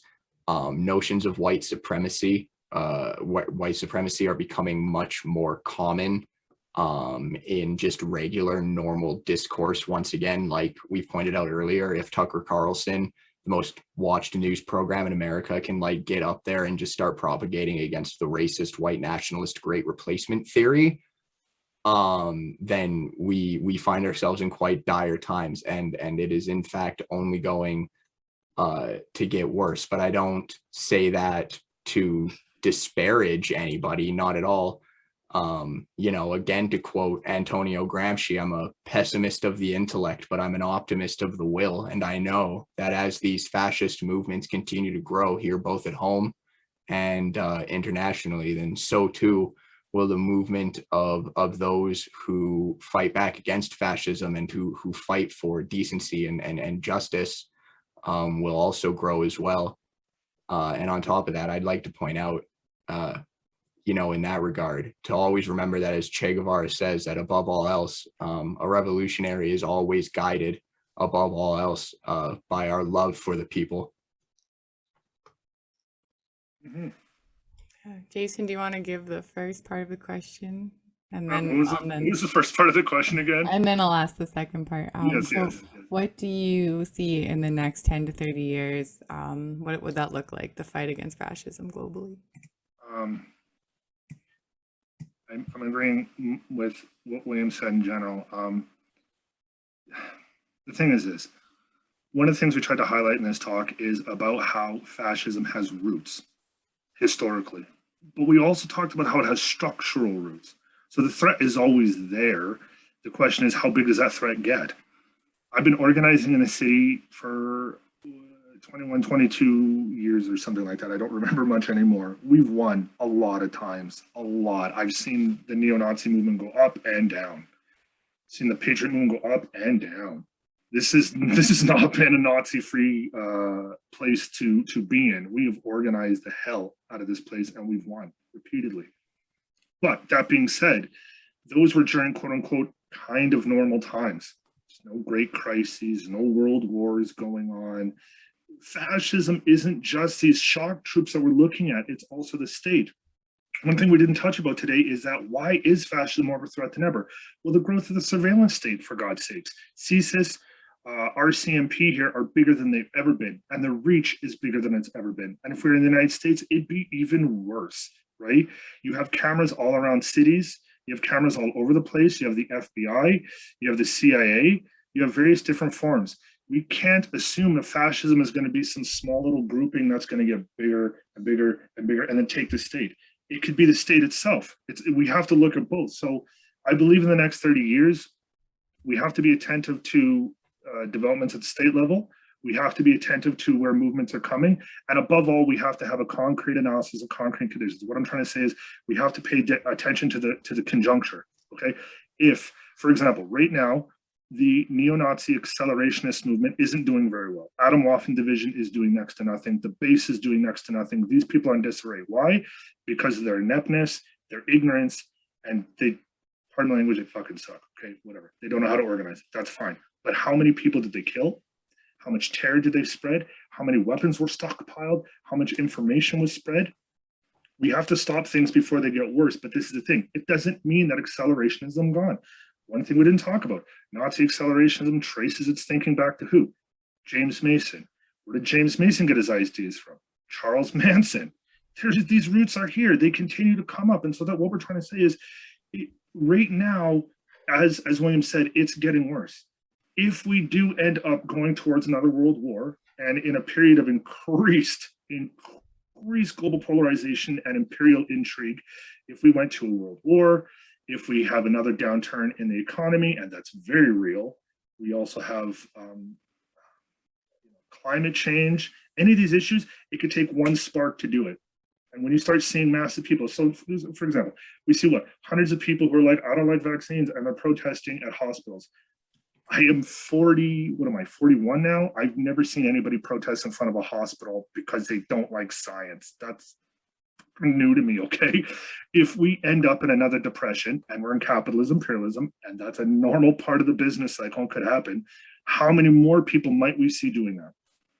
You got Tucker Carlson, you got Bernier, you got Trump coming out there, dog whistling, getting more explicit.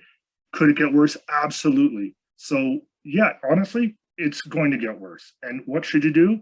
Educate yourself, learn self-defense, forge alliances, and find time to relax. Because if you focus on this all the time, you'll get really damn depressed.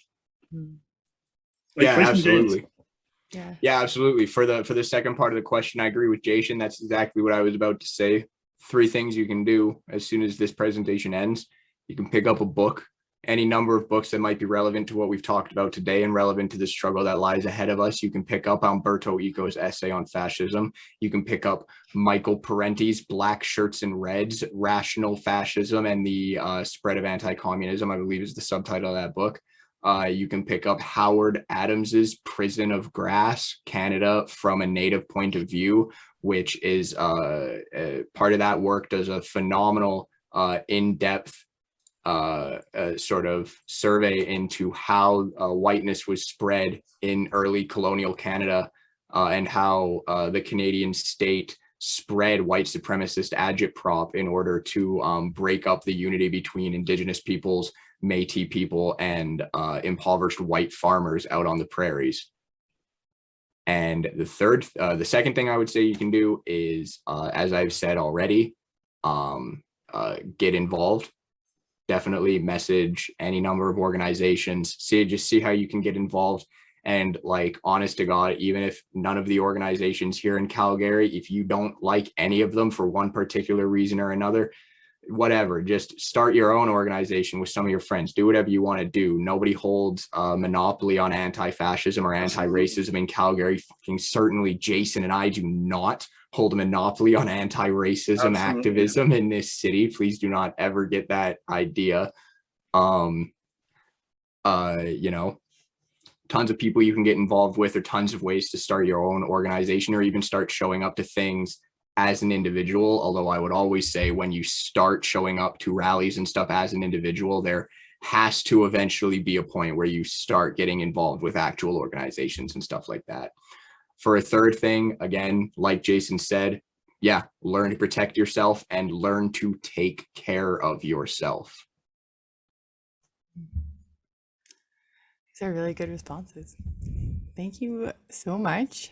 And it's just some things to add from the comment section before we wrap up. Other great suggestions. There's a YouTube suggestion for accelerationism. There's an Eric Fromm book. Any Eric Fromm book, I would suggest. I might not be saying his last name right, but yeah, Eric Fromm. He's good. Wow, it's so good. But the suggestion for the book is Fascism, Power, and Individual Rights. But there's also, he writes about like the anatomy of human destructiveness, and like I like his work on like how society is set up in such an insane way that it like creates mental health issues within us because we try and force ours. It's all really interesting. Look up all his stuff. And then, of course, watch Exterminate All the Brutes. And that would actually be a really great, if you're going to come to the panel, something to watch beforehand. Yep. Can I add that about films? If you get the chance, please, everybody, if you get the chance, watch The Battle of Chile. It's about 3 parts. Yes. It is a documentary about the fascist coup in Chile and the overthrow of Allende. And it has footage literally taken at the time when the tanks were rolling in the streets. It shows the process of workers moving to organize factories to move towards a more equitable society, and then the fascist groups, the military marching streets and all that. If you want to see a country make moves towards a more equitable society, to a real progressive revolution, and then have that crushed thanks to US intervention and fascist development, in the name of God, watch that film. If there's one film to watch on fascism, watch that one. So there's another one that says, can you post a list of book suggestions? Yeah. I'll tell you what. Somebody, either me or Jason, preferably Jason, can type up a quick list of recommendations, and we'll post it on the Calgary ARA Facebook page. How about that?